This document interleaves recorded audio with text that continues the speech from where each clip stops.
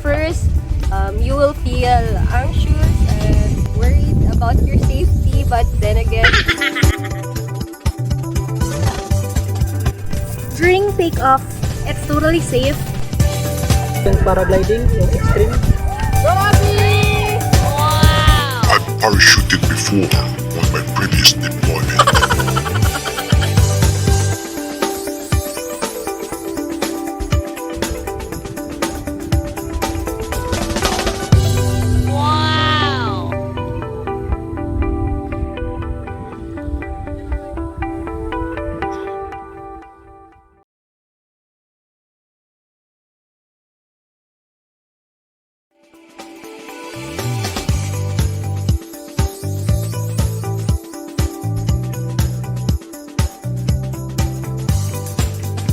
we're currently here at Soar High.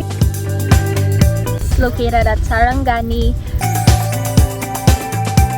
Ang extreme natin, this experience ever, ito yung paragliding, yung extreme. We are actually having fun here. Overlooking, 360 degree. Ito na talaga ang paragliding capital of the Philippines kasi maganda yung daan, malapad yung take-off at saka yung landing. Woohoo! First, you will feel anxious and worried about your safety. During takeoff, the harness, they made sure, like the staff made sure na it's tightened, and then it's totally safe. Yeah, they basically instructed us first what to do prior to like the harness and all. What they said is that when you are already on air, like you're flying na, you just have to like pasok mo lang yung kamay mo doon and then hold the camera so well. So, pero nakakabit naman yung camera. Yeah, super safe. It's more of like the adrenaline rush that's taking over. Yeah, because all in all, I was really excited doing this one and coming here. So I haven't thought really of the anxiousness or whatnot. Because of the view itself, and it's worth it. It's so relaxing. Ano ka? Gusto mo yan?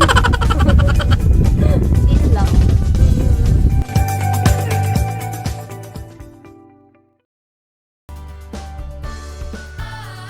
One of the guests and the group of the paragliding is Pinoy Geek adventurer.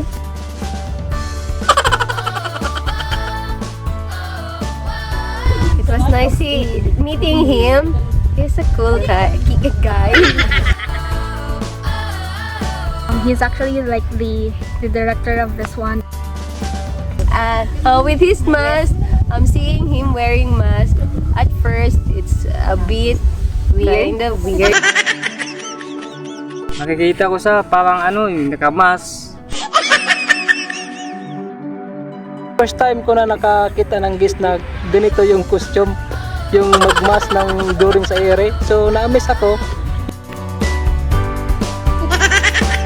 Siyempre parang unique sara. It's fun. It's a new thing. Very unique. Unique.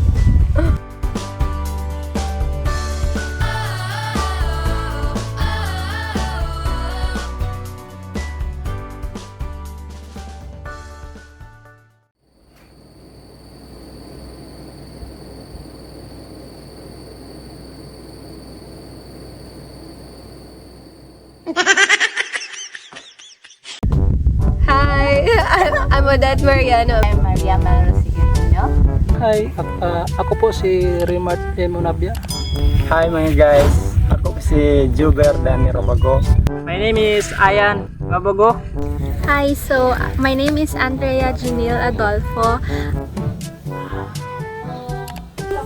Yan diba, adventure ang hanap mo. Dapat punta rin kayo dito. Sabihin ko nga gatat. Problems, ang hubak, and lahat na